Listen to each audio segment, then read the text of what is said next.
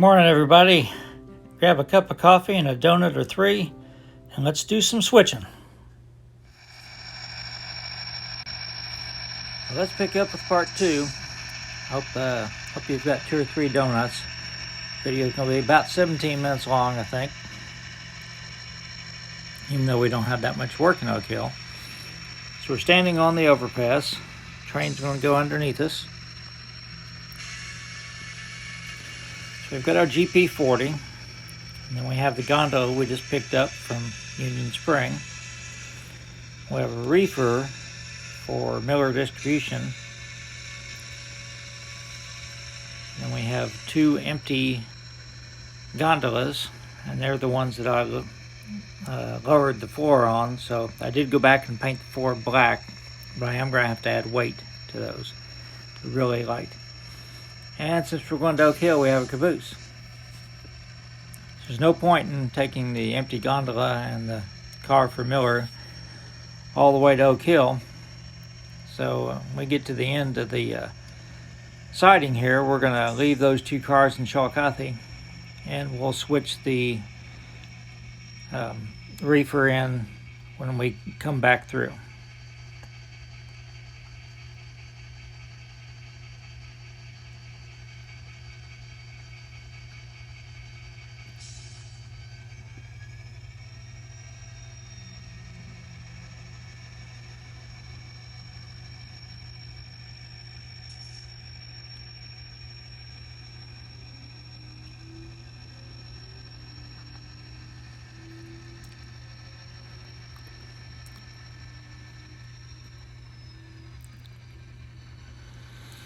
While we're doing this little move here, let me give you an update on the BLI SW7. I got the undecorated one back. I'm still not happy with the way it runs. I contacted them. I was kind of angry when I did it, but they were very apologetic and very cooperative and said, you know, we're really sorry. You know, we've got a new person doing that, and send it back, and we will do what we can to make it right. So I can't find fault with their communication. They're sending me a mailing label even, so I don't have to have that expense. So we'll see how it all comes out, if they can ever get me a locomotive that runs well. This one still was shaking and surging a little bit. It's like it has a bind that releases. So it just sort of doesn't run smoothly at slow speeds. And it did stall 2 or 3 times too, where the other engines didn't. But I said the customer service and communication have been top notch. So I'm hoping that they can get me a good running locomotive, because it sure looks good. And it sounds good too once I get the volume turned down.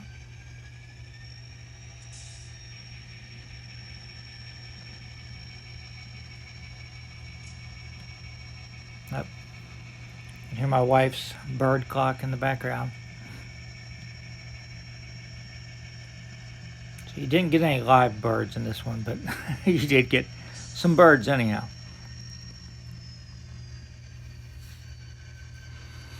Okay, we're coupled up. Have to do a brake test. We can head to Oak Hill. As soon as the train rounds the bend, we're going to jump in the truck and try to beat it to the Grassy Fork Bridge so we can get the shot of it passing over the creek.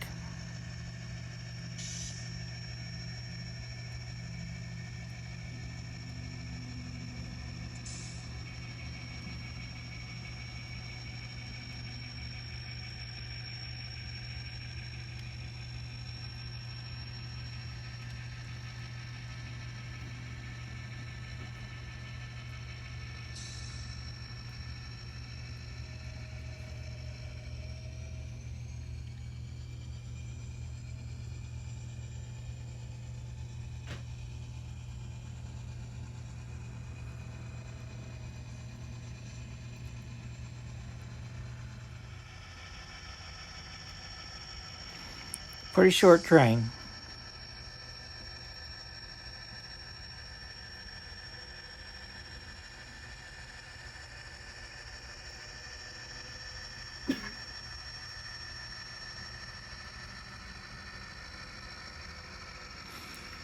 Hopefully they'll ease the speed restriction on this bridge. Been doing a little bit of track work. Be nice to be able to go a little faster.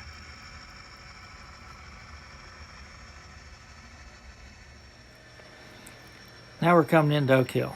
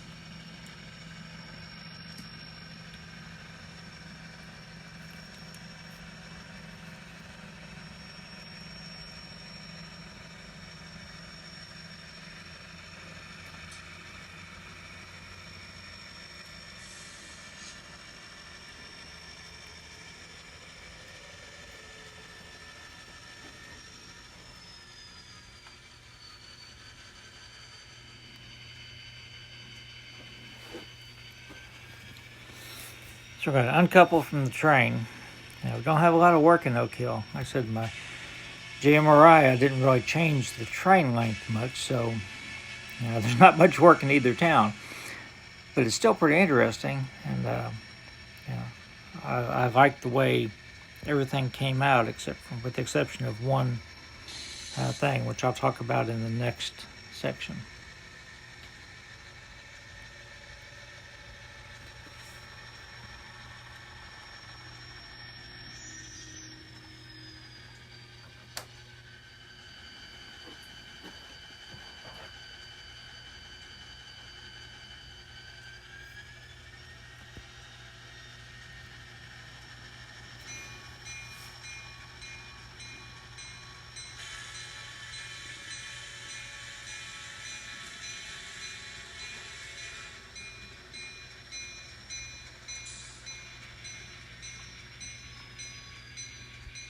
Had to stop for a second to line the switch back for the main.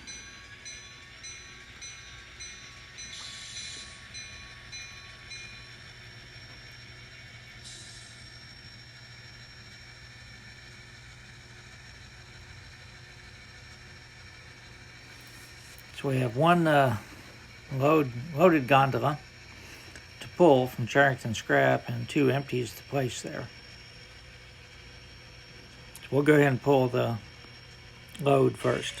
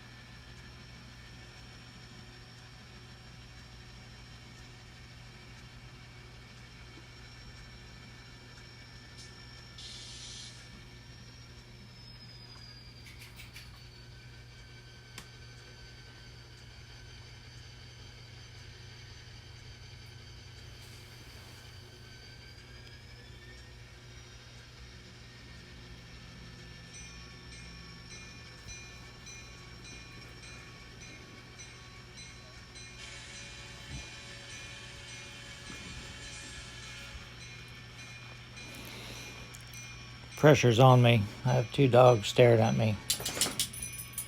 That was Chance shaking. They both want walks.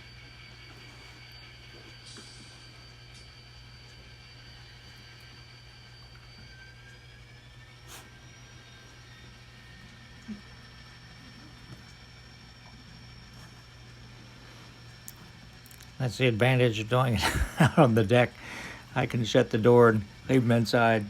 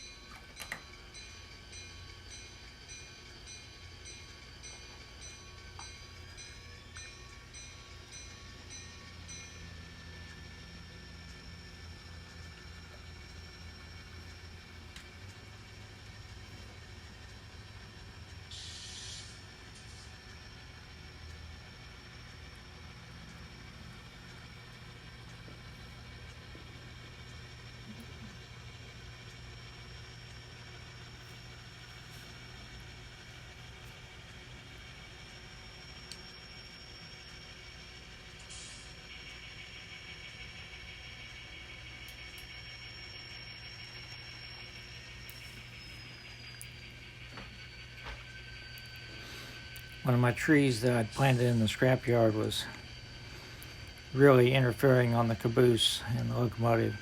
I had to get the chainsaw and get rid of it.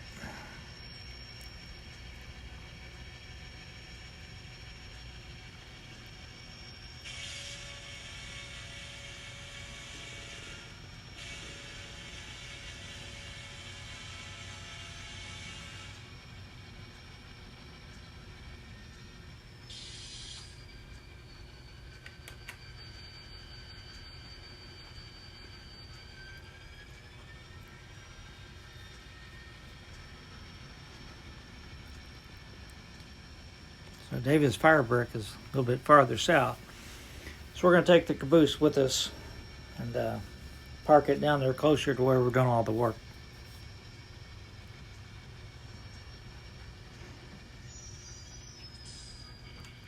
And we'll pick up the gondola later.